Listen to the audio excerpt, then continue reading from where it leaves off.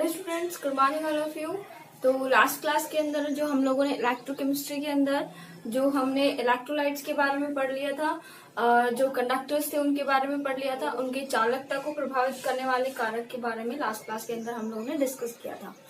Okay, next हम लोगों ने बोला था कि जो इलेक्ट्रोकेमिस्ट्री होती है उसके अंदर दो टाइप के जो सेल है वो पढ़े जाते हैं।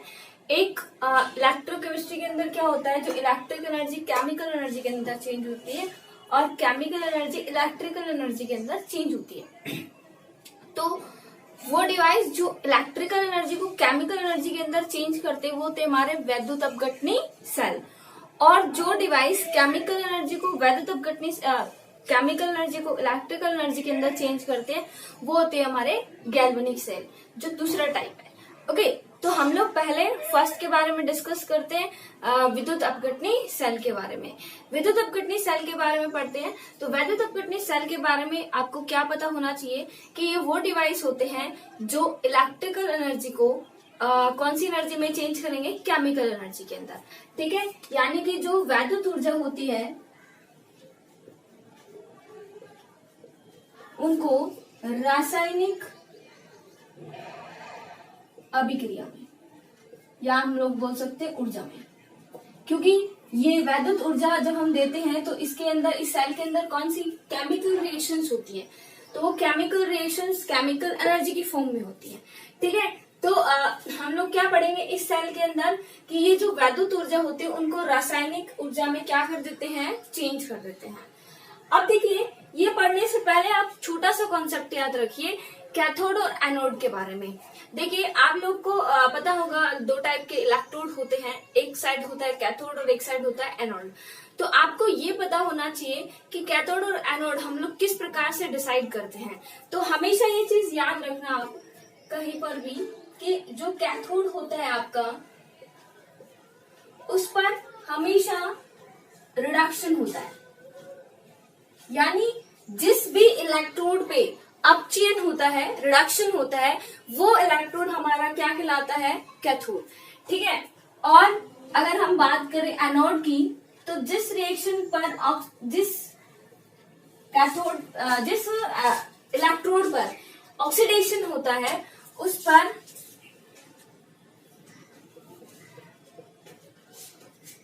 उसको हम लोग क्या कहेंगे, एनोड।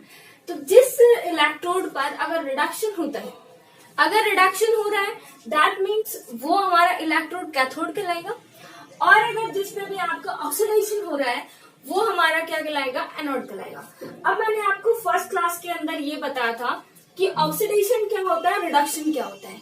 इलेक्ट्रॉन के कॉन्सेप्ट में अगर हम बात करें तो इलेक्ट्रॉन के कॉन्सेप्ट में इलेक्ट्रॉन का गेन, या हम लोग बोल सकते हैं इलेक्ट्रॉन का एडिशन होना, क्या कहलाता है आपका, रिडक्शन, और इलेक्ट्रॉन का लूज या त्यागना, जहां पे इलेक्ट्रॉन निकल रहे हो उसका क्या, वो क्या कहलाता है आपका, रिडक्शन, ऑक्सीडेशन। ओके, तो ये आपको सिंपली आपको पता होना चाहिए। ये आपको पता होगा तो हम लोग सेल के अंदर एनोड और कैथोड और पॉजिटिव टर्मिनल, नेगेटिव टर्मिनल, और कहाँ पे कौन से आयन किधर मूव करेंगे, ये सारे के बारे में हम लोग बता सकते हैं। तो फर्स्टली आपको ये पता होना चाहिए कैथोड पे रिडक्शन होगा, एनोड पे ऑक्सीडेशन होगा। रिडक्शन मीन्स होता है इलेक्ट्रॉन का जुड़ना, ऑक्सीडेशन मीन्स होता है इलेक्ट्रॉन का निकलना। ये बहुत ही सिंपल सा कॉन्सेप्ट आपको याद रखना है। ओके, उसके बाद अगर हम बात करें तो हम लोग विद्युत अपघटनी सेल के बारे में पढ़ रहे हैं। इसके अंदर फर्स्ट चीज आपको ये याद रखनी है कि ये सेल विद्युत ऊर्जा को रासायनिक ऊर्जा के अंदर परिवर्तित करता है, यानी विद्युत ऐसी डिवाइस जो विद्युत ऊर्जा को रासायनिक ऊर्जा में बदल दे वो हमारी क्या कहलाती है, विद्युत अपघटनी सेल। ओके, नेक्स्ट अगर आप बात करो तो ये जो रिएक्शन होती है वो नॉन स्पॉन्टेनियस होती है। अब ये नॉन स्पॉन्टेनियस क्या होगी, यानी स्वतः अपरिवर्तित।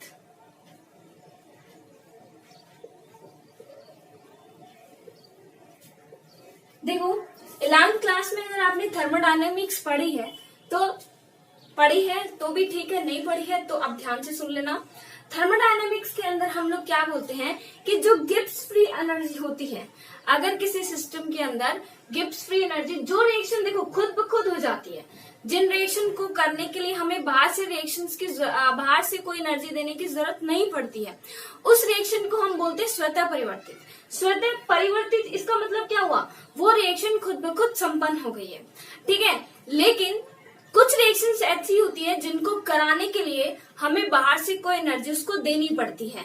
अगर बाहर से हम उसको कोई एनर्जी दे रहे हैं, दैट मीन्स वो रिएक्शंस हमारी हो जाती है नॉन स्पॉन्टेनियस या फिर स्वतः अपरिवर्तित। ओके, अब देखिए आप लोग का जो थर्मोडायनेमिक्स चैप्टर होता है उसके अंदर मान लो अपना कोई भी सिस्टम है, सपोज करो, देखो अगर नहीं पढ़ा हुआ है तो अभी ध्यान से सुन लेना।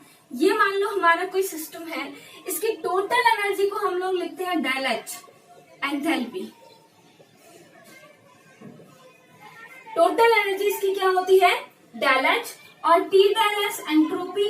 डेल एस क्या होता है, एंट्रोपी परिवर्तन। एंट्रोपी क्या होती है सिस्टम के अंदर, अव्यवस्था, ठीक है। अव्यवस्था ही हमारी क्या कहलाती है, एंट्रोपी होती है, ठीक है। तो जो आपकी गिब्स ऊर्जा होती है डेल जी, वो होती है कि जो कुल एनर्जी उसमें से टी डेल एस घटा देते हैं।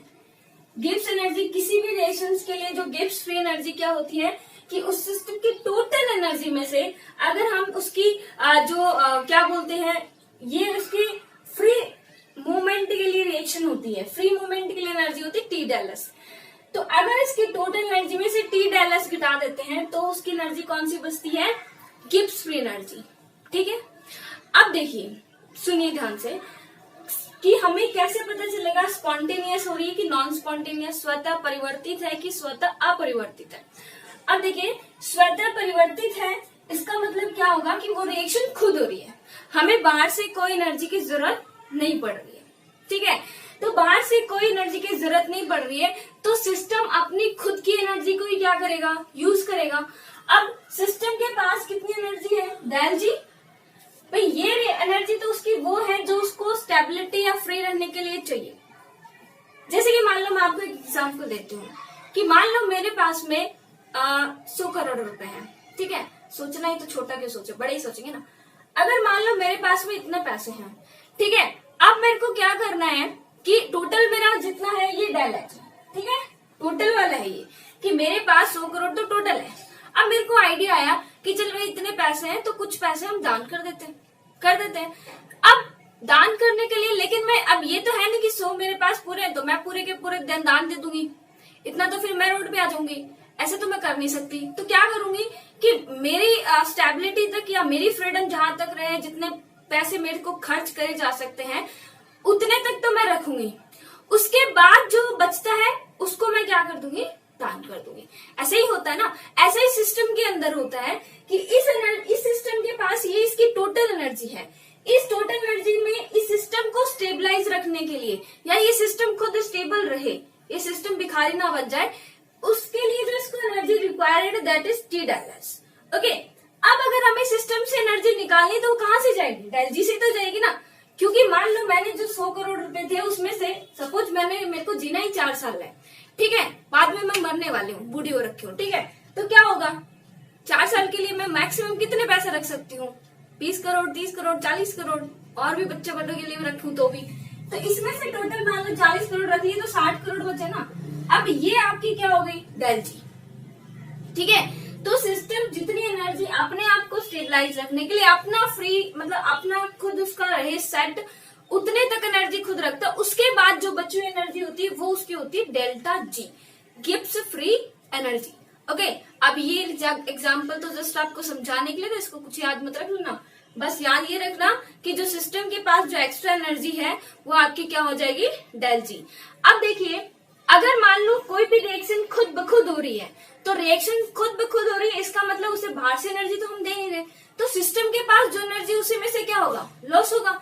तो सिस्टम के पास एनर्जी है उसमें से लॉस होगा, तो डेल्टा जी हमारी क्या आ जाएगी, नेगेटिव, क्योंकि इसी की एनर्जी से तो लॉस हो रहा है, ठीक है। तो डेल्टा जी हमारी क्या आ जाएगी, नेगेटिव। अगर सिस्टम स्पॉन्टेनियस है यानी कि खुद ब खुद हो रही है, स्वतः परिवर्तित, ये नेगेटिव कब आता है, किसके लिए आता है, स्वतः परिवर्तित के लिए। ठीक है, अगर मान लो हम लोग यहाँ की बात करें विद्युत अपघटनी सेल में, तो विद्युत अपघटनी सेल में हम लोग विद्युत ऊर्जा देते हैं, पहले विद्युत ऊर्जा को देंगे, तो हम लोग जो ये हमारा सिस्टम है इसको इलेक्ट्रिकल एनर्जी देंगे, इलेक्ट्रिकल एनर्जी देंगे। हम लोग खुद बाहर से कुछ एनर्जी इसकी यूज नहीं कर रहे, इसको हम खुद दे ही रहे हैं।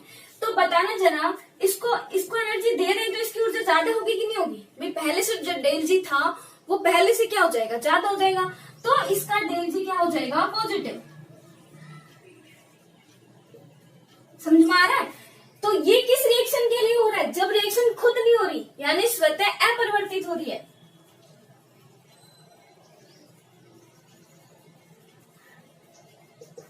वैसे तो थर्मोडायनेमिक्स जो 11th क्लास में अगर आप लोग पढ़ी है तो आप लोग को अच्छे से समझ आ भी गया होगा पहली, कि अगर हम लोग डेल जी नेगेटिव की बात करते हैं तो डेल जी नेगेटिव स्वतः परिवर्तित रिएक्शंस के अंदर होता है और डेल जी पॉजिटिव होता है स्वतः अपरिवर्तित के लिए। ये जस्ट आपको समझाने के लिए था, ठीक है, कि स्वतः परिवर्तित क्या है, नहीं परिवर्तित क्या है। अगर आपने 11th में नहीं पढ़ा है तो भी आप यहाँ से समझ लेना।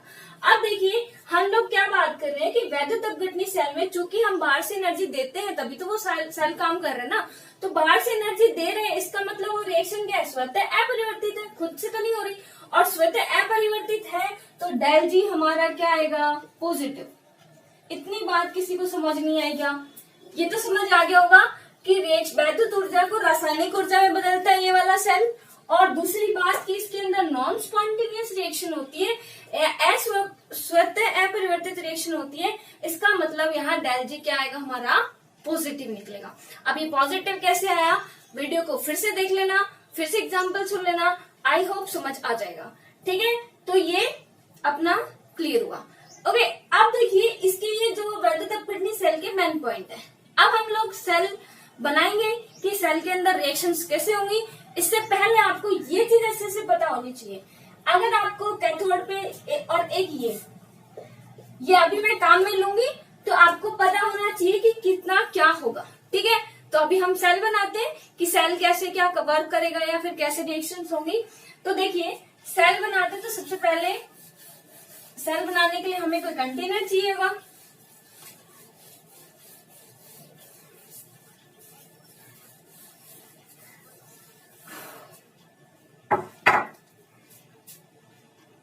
तो मान लो ये हमारा क्या है, कंटेनर है।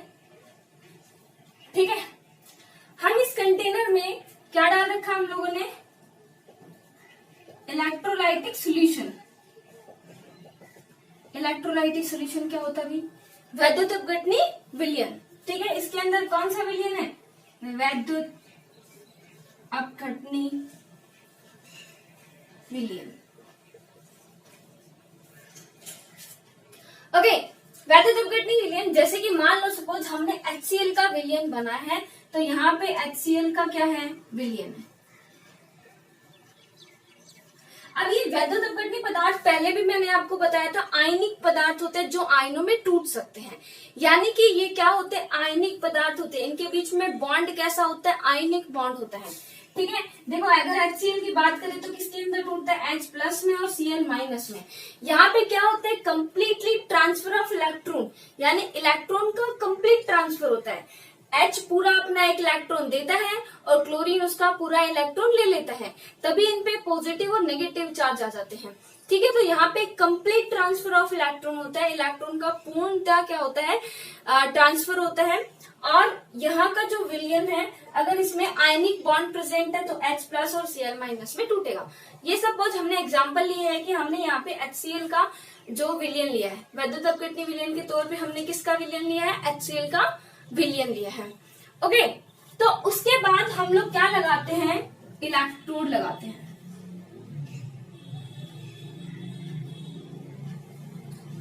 तो ये हमने धातु के 2 छड़ डाले। मान लो ये प्लैटिनम है। चूंकि मैंने आपको फर्स्ट वीडियो में बताया था कि प्लैटिनम कैसा होता है, आपका इनर्ट इलेक्ट्रोड होता है। ये खुद रिएक्शन के अंदर पार्टिसिपेट नहीं करता है। तो मान लो सपोज करो ये आपका किसका छड़ है, प्लैटिनम की छड़ है। अब बताना जरा, इस रिएक्शन के अंदर HCl है तो ये रिएक्शन HCl टूटना शुरू हो जाएगा क्या, जैसे ही हमने प्लेटिनम की छड़ डाली? नहीं होगी, क्योंकि प्लेटिनम तो इनर्ट इलेक्ट्रोड है। ठीक है, तो जब तक हम लोग इसको हम लोग वैद्युत ऊर्जा नहीं देंगे तब तक इसमें कोई रासायनिक अभिक्रिया नहीं होगी, है ना। इसका मेन कॉन्सेप्ट क्या है कि वैद्युत ऊर्जा देनी है तब आपको रासायनिक ऊर्जा मिलेगी या रासायनिक अभिक्रिया संपन्न होगी। तो अभी हम लोग यहाँ पे क्या करेंगे, इसको बैटरी से जोड़ते हैं।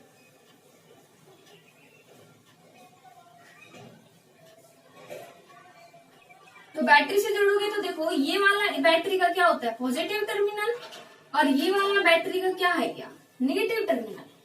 इतनी चीज आई थिंक आपको समझ आ गई होगी। ये हमने इसको क्या कर दिया, बैटरी से जोड़ दिया। तो बैटरी से जोड़ा है तो ये इसका पॉजिटिव टर्मिनल और ये इसका नेगेटिव टर्मिनल। अब एक चीज सुनना मेरी, अगर ये पॉजिटिव टर्मिनल है और ये वाला नेगेटिव टर्मिनल है तो ये क्या करेगा, ये जो नेगेटिव टर्मिनल है अभी तक हमें नहीं पता है कि हमें किधर एनोड लिखना है किधर कैथोड। ये मैं आपको बताऊंगी कि आप कैसे लिखोगे कि एनोड क्या हुआ कैथोड क्या हुआ। एनोड कैथोड कौन सा होगा जहाँ पे रिडक्शन होगा, एनोड कौन सा होगा जहाँ पे ऑक्सीडेशन होगा। कई बच्चे डायरेक्टली रट लेते हैं कि anode means positive cathode means negative. ये हमेशा पॉसिबल नहीं होता है क्योंकि इलेक्ट्रोलाइटिक सेल में अलग होता है, और अगर हम गैल्वेनिक सेल की बात करें ना तो उसके अंदर एनोड अलग पॉइंट, जैसे यहाँ पे अगर हम बात करें तो यहाँ पर एनोड पॉजिटिव निकलेगा। ठीक है, ये कौन सा सेल पढ़ रहे हैं हम, विद्युत अपघटनी सेल। लेकिन अगर मैं आपको गैल्वेनिक सेल पढ़ाऊंगी ना वहां पे एनोड जो होगा वो नेगेटिव चार्ज का हो जाएगा। तो आप इस वहम में बिल्कुल याद मत कर लेना कि फिक्स इन पे चार्ज होते हैं। गैल्वेनिक सेल में अलग चार्ज होता है इस पे, और अगर हम विद्युत अपघटनी सेल की बात करें तो अलग चार्ज होगा। लेकिन एक चीज है तो दोनों में सेम है, वो चीज है कि कैथोड पे वहां पर भी रिडक्शन ही होता है और एनोड पे वहां पर भी ऑक्सीडेशन ही होता है, और इसमें भी ऑक्सीडेशन और रिडक्शन ही संपन्न होते हैं। तो हमें ये चीज हमें अच्छे से याद रखनी है। Is that clear? ओके, अब देखिए मुझे नहीं पता कि यहाँ पे एनोड है या कैथोड है, ये हम लोग आगे देखेंगे कि कैसे हम लोग निकालते हैं। तो मैंने यहाँ पे क्या किया, हमने यहाँ पे बैटरी लगा दी, अब पॉजिटिव और नेगेटिव बना दिया। अब देखिए ये नेगेटिव जो टर्मिनल है इधर इलेक्ट्रॉन को इधर की तरफ क्या करेगा, पुश करेगा, क्योंकि इसके पास क्या है नेगेटिव है तो इलेक्ट्रॉन को पुश करेगा। तो ये हमारा ये इलेक्ट्रॉन कैसा चार्ज हो जाएगा, नेगेटिवली चार्ज हो जाएगा। डायग्राम को अच्छे से बना लेना कॉपी के अंदर। अब ये जो पॉजिटिव चार्ज है, पॉजिटिव का मतलब क्या होता है, इलेक्ट्रॉन की कमी।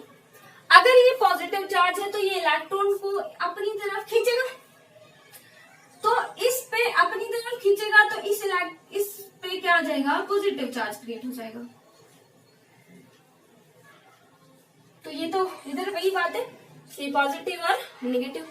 अब देखिए आपको पता है कि HCl जो है वो उसमें टूटेगा H प्लस में और Cl माइनस में। अब अगर हमने बैटरी लगा दी, इस पे कोई विद्युत ऊर्जा अप्लाई कर दी तो क्या होंगे, जो आयन है आपके वो विपरीत आवेशी इलेक्ट्रोड की तरफ गमन करेंगे, यानी कि जो H प्लस होगा वो नेगेटिव की तरफ गमन करेगा और Cl माइनस होगा वो पॉजिटिव की तरफ गमन करेगा।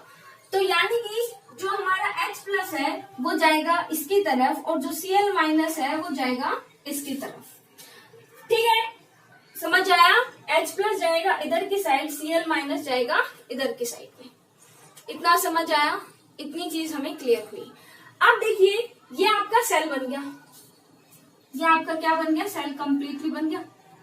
बैटरी लग गई, रिएक्शन हो गई, कैथोड एथोड पे जाना प्रारंभ हो गया। अब देखिए अब ये Cl माइनस यहाँ पे जैसे ही जाएगा तो Cl माइनस के पास क्या है, एक्स्ट्रा इलेक्ट्रॉन है, तो वो एक्स्ट्रा इलेक्ट्रॉन उस एनोड को दे देगा क्योंकि यहाँ पर कैसा चार्ज है, पॉजिटिव है। तो ये क्या करेगा, अपना एक इलेक्ट्रॉन यहाँ पर निकाल के दे देगा और खुद किस में बदल जाएगा, Cl में, उदासीन बन जाएगा, है ना। तो ये क्लोरीन तो अपना इलेक्ट्रॉन यहाँ पे त्यागता है, तो इस इलेक्ट्रॉन पे इलेक्ट्रॉन त्यागे जा रहे हैं, और इलेक्ट्रॉन त्यागे जा रहे हैं, that means process is known as oxidation. इसका मतलब वो प्रोसेस क्या हो जाएगी, ऑक्सीडेशन। समझ आ रहा है? और ऑक्सीडेशन हमेशा किस पे होता है, एनोड पे होता है, इसलिए हमारा ये वाला क्या हो जाएगा, एनोड। समझ आया कि क्लोरीन नेगेटिव के पास एक्स्ट्रा इलेक्ट्रॉन है, ये इलेक्ट्रॉन यहाँ पे डोनेट करेगा और डोनेट किया तो यहाँ पे जो आपका इलेक्ट्रॉन इसने एक्सेप्ट कर लिया तो इलेक्ट्रॉन को लूज कर रहा है, इसका मतलब वहां पे ऑक्सीडेशन हो रहा है और ऑक्सीडेशन हो रहा है तो वो एनोड है। ठीक है, अब बात करते हैं पॉजिटिव की। H पॉजिटिव इधर जाएगा तो H पॉजिटिव के पास तो कमी है तो वो एक इलेक्ट्रॉन लेगा और वो इलेक्ट्रॉन ले रहा है, इसका मतलब उसका क्या हो रहा है, रिडक्शन। रिडक्शन है, इसका मतलब ये वाला आपका क्या है, कैथोड। तो अगर अब हम बात करें कि इन टर्मिनल पे रिएक्शंस कैसे हो रही हैं, ठीक है, तो मान लो हमने किस पे बात कर रहे हैं पहले कि कैथोड पे क्या रिएक्शन हो रही है या एनोड पे, मान लो कुछ भी मान लो। तो अगर एनोड पे, एनोड कैसे टर्मिनल है, पॉजिटिव टर्मिनल,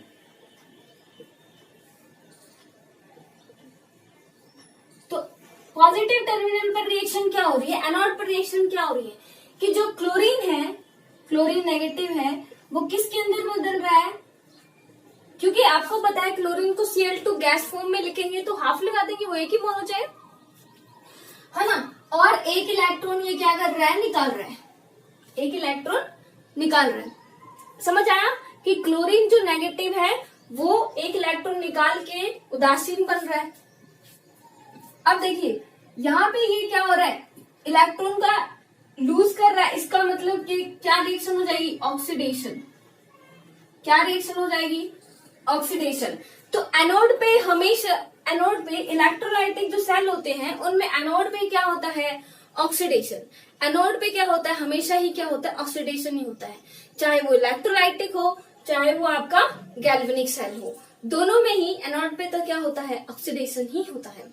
अब देखिए अगर ऑक्सीडेशन हो रहा है, अब हम लोग इसके आगे लगा देते हैं हाफ।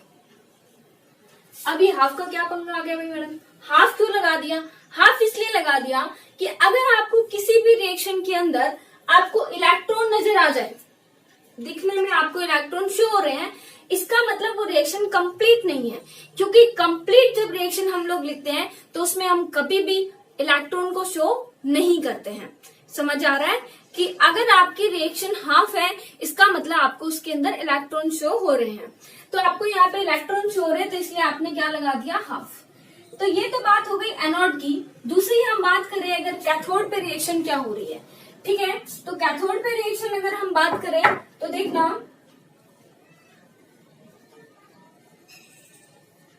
कैथोड है, इसका मतलब नेगेटिव टर्मिनल है आपका।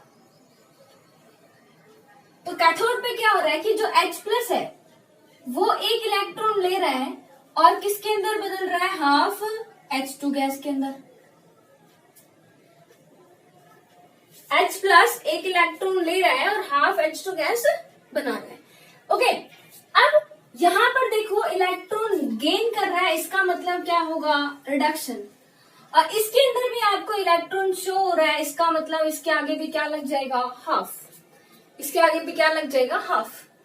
अब अगर इसको आपको कंप्लीट लिखना है तो आपको क्या करना होगा, इलेक्ट्रॉन्स को हटा देना है। तो अगर आप इधर से H+ लिखते हो, इलेक्ट्रॉन तो हटा देना है, इलेक्ट्रॉन को नहीं लिखना, तो क्या लिखोगे, इधर की साइड Cl- है और इधर क्या हो रहा है, H+ है और Cl- है, तो क्या हो रहा है, इधर क्या बन रहा है, half H2 plus half Cl2। बोलो बन रहा है कि नहीं बन रहा। इलेक्ट्रॉन एक, ये जो इलेक्ट्रॉन है ये हमेशा बराबर संख्या में होंगे इसलिए कट जाते हैं, कंप्लीट। तो ये इसकी क्या है, पूर्ण सेल अभिक्रिया। अर्ध अभिक्रिया है ये वाली, ये अर्ध अभिक्रिया है, ये अर्ध अभिक्रिया, ये अर्ध ऑक्सीकरण, ये अर्ध अपचयन, और ये है पूर्ण सेल अभिक्रिया। ठीक है, तो अगर हम बात करें देखें कि यहाँ पे ऑक्सीडेशन हुआ तो इलेक्ट्रॉन निकला, रिडक्शन हुआ तो इलेक्ट्रॉन जुड़ा, ये पूर्ण सेल अभिक्रिया हमारी कंप्लीट हो गई। फिर देखिए एनोड पे कौन सी गैस मुक्त हुई है, क्लोरीन, और कैथोड पे हाइड्रोजन गैस क्या होती है, मुक्त होती है। तो कई बार एग्जाम के अंदर पूछा जाता है कि वैद्युत अपघटनी सेल का नाम नहीं भी देते हैं, क्योंकि आपको पता है कि सेल ऑक्सीडेशन रिडक्शन तो दोनों में सेम ही होता है। तो ये पूछा जाता है कई बारी कि हाइड्रोजन गैस किस इलेक्ट्रोड पर मुक्त होती है, तो याद रखना हाइड्रोजन गैस कैथोड पर मुक्त होती है। ठीक है, इस सेल की पूरी मैकेनिज्म समझ आई क्या मैकेनिज्म होती है, फिर से एक बार सुन लीजिए। थ्योरी में लाइन वाइज लाइन मिल जाएगी आपको डिट्टो, फिर भी थोड़ा सा समझ लीजिए अच्छे से। हो सकता है ऊपर नीचे कुछ आपको लाइन लिखी हुई मिल जाए तो आप समझ जाओ अच्छे से। अब देखिए, आप देखिए इसके अंदर वैद्युत अपघट्य सेल के अंदर हम लोगों ने पढ़ा कि विद्युत ऊर्जा को हम लोग रासायनिक ऊर्जा में बदलते हैं। दूसरी, ये रिएक्शन नॉन स्पॉन्टेनियस होती है, यानी कि डेल जी यहाँ पर पॉजिटिव आएगा। कैथोड पे हमेशा रिडक्शन, एनोड पे हमेशा ऑक्सीडेशन होता है। रिडक्शन का मीन्स इलेक्ट्रॉन का जुड़ना, ऑक्सीडेशन का मीन्स इलेक्ट्रॉन का निकलना। ये हमने एक सेल बनाया है, थोड़ा सा मेरा सेल थोड़ा संकरा बन गया, आप थोड़ा सा हिसाब से बना लेना, ठीक है। अब हमने इसके अंदर 2 इलेक्ट्रोड लगाए हैं प्लैटिनम के, जो कि इनर्ट इलेक्ट्रोड है। अब एक साइड हमने पॉजिटिव टर्मिनल लिया, एक साइड हमने नेगेटिव टर्मिनल लिया। नेगेटिव वाला इधर नेगेटिव रोड हो जाएगी और पॉजिटिव वाला है तो ये पॉजिटिव इलेक्ट्रॉन को खींच के पॉजिटिव रोड बन जाएगी। अब देखिए कि यहाँ पर HCl जब टूटता है तो H+ नेगेटिव आयन की तरफ जाएगा और Cl- पॉजिटिव की तरफ जाएगा। जब हम बैटरी लगा देते हैं तो इस मूवमेंट के कारण यहाँ पे क्या होता है, करंट फ्लो होता है। अब देखिए कि जो आपका यहाँ पे है कि क्लोरीन जो इस पॉजिटिव टर्मिनल पे जाके अपना इलेक्ट्रॉन देती है, इलेक्ट्रॉन लूज कर रही है, इसका मतलब वहां पे क्या हो रहा है, ऑक्सीडेशन। और ऑक्सीडेशन हो रहा है, इसका मतलब ये क्या हो जाएगा आपका एनोड।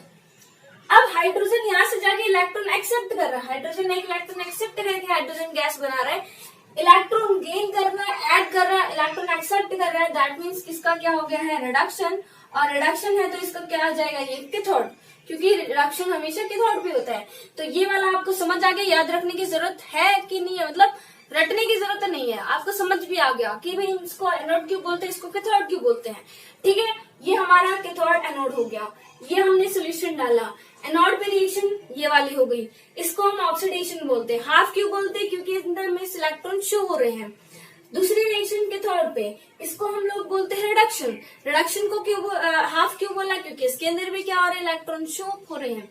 अब वैद्युत अपघटनी जो विलियन की जो कंप्लीटली जो रिएक्शन आ जाएगी वो आ जाएगी कि H+Cl- हाफ H2Cl2 गैस में बदल रहे हैं, ये पूर्ण सेल अभिक्रिया आ जाएगी। उसके अंदर हम इलेक्ट्रॉन को शो नहीं करते हैं। एक चीज याद रखना कि कैथोड पे तो कौन सी गैस मुक्त होगी, H2 गैस मुक्त होगी, और एनोड पे कौन सी गैस मुक्त होगी, क्लोरीन गैस मुक्त होगी, ठीक है। अब आपको आई थिंक समझ आ गया होगा, सेल पूरा वैद्युत अपघटनी सेल के बारे में यही होता है, ठीक है, कि इस प्रकार से इसके अंदर क्या होती है, रिएक्शन संपन्न होती है। अब आप विलियन कोई सा भी ले सकते हो, NaCl ले सकते हो और HCl ले सकते हो, और भी कोई विलियन ले सकते हो, वैद्युत अपघटनी विलियन होना चाहिए। इनमें आयनों के प्रवाह के कारण क्या होती है, रिएक्शन संपन्न होती है। अच्छा, इसमें वैद्युत ऊर्जा किसके अंदर चेंज हो गई है, केमिकल एनर्जी के अंदर, यहाँ पे रासायनिक अभिक्रियाएं संपन्न हो रही है, ठीक है। अब देखिए, हमें नेक्स्ट अगर हम पढ़ें तो 2 चीजें इसके अंदर हम पढ़ते हैं।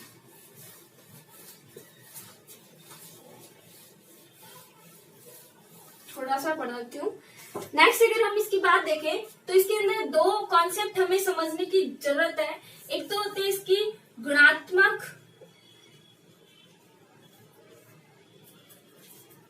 और एक होते हैं मात्रात्मक। गुणात्मक प्रवृत्ति और मात्रात्मक प्रवृत्ति। गुणात्मक प्रवृत्ति के अंदर तो हम लोग ये बताते हैं कि विद्युत अपघटनी सेल में कहाँ पर ऑक्सीडेशन हो रहा है, कहाँ पर रिडक्शन हो रहा है, जो हमने पढ़ लिया है, ठीक है। मात्रात्मक जो प्रवृत्ति होती है, मात्रात्मक प्रवृत्ति मतलब कि कितनी मात्रा में ऑक्सीडेशन हुआ है, तो कितनी मात्रा में आपका H2 गैस बना है, कितनी मात्रा में आपकी क्लोरीन गैस मुक्त हुई है, मात्रा, ठीक है। तो जो मात्रा बताएंगे वो आपके जो नियम है वो आपके मात्रात्मक मतलब प्रवृत्ति को शो करेंगे। मात्रात्मक प्रवृत्ति के अंदर देखो, स्पेशली सुनना कि हम लोग क्या प्रवृत्ति ज्ञात करते हैं कि जो हमारा प्रोडक्ट फॉर्म हुआ है वो कितनी मात्रा के अंदर फॉर्म हुआ है, ये हम लोग क्या करते हैं, डिसाइड करते हैं। तो ये पढ़ने के लिए हमें पढ़ने पड़ेंगे वैद्युत अपघटन जो इसके नियम। तो ये फेराडे ने दिए थे, फेराडे ने उसके मात्रात्मक गुणों का आकलन किया, मात्रात्मक प्रवृत्ति को आकलन करते हुए ये 2 नियम दिए। एक फेराडे का प्रथम नियम कहलाता है और एक फेराडे का द्वितीय नियम कहलाता है, ठीक है।